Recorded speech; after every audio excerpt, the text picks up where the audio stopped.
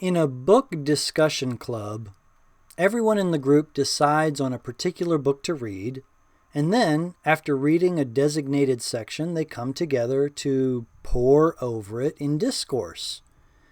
The Jewish people have been doing this for 2.5 millennia, following an annual schedule of weekly Torah portions called Parashot HaShavua. This schedule divides the Torah, or the first 5 books of the Bible, into 54 parts, ranging from 2 to 6 chapters in length, some of which are occasionally combined into double portions to align with the Hebrew calendar. But basically, these portions are read and discussed on a weekly basis in synagogues all over the world. It's literally a worldwide Bible discussion club.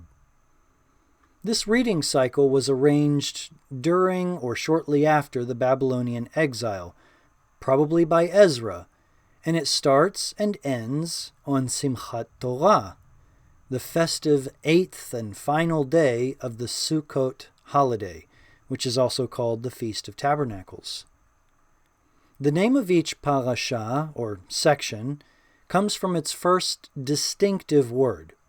For example, the first portion from the opening chapters of Genesis is called Bereshit, which in Hebrew means in the beginning.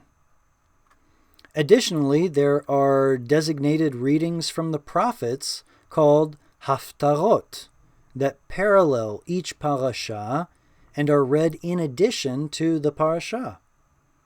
Both the Gospels and the Rabbinic Talmud evidence that this custom was introduced at least 2,000 years ago.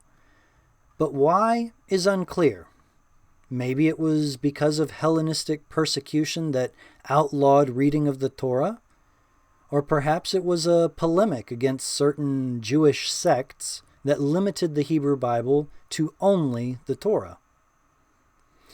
But today, these readings from the prophets are integral to the weekly reading schedule. And some congregations, more recently, have even designated New Testament reading plans that correspond with the themes from the Torah and prophet readings. Just like in a book club, Parashat HaShavua puts everyone on the same page, literally.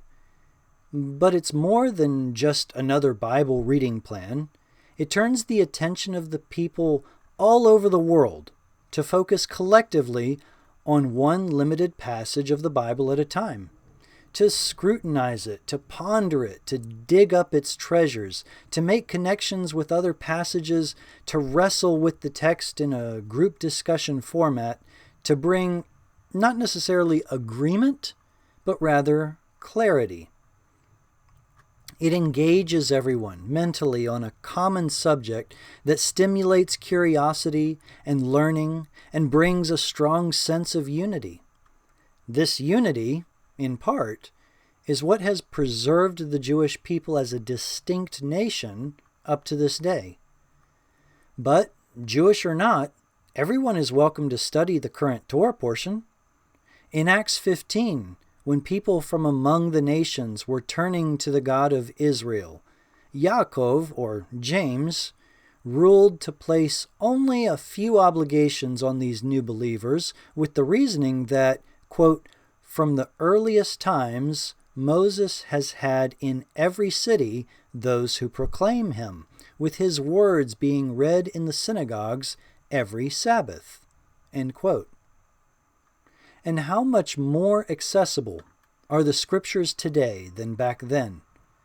So, get with the program and make a new habit. Look up the current Torah portion, read through it, study it, and then discuss it with other people from your faith community. Let's get on the same page.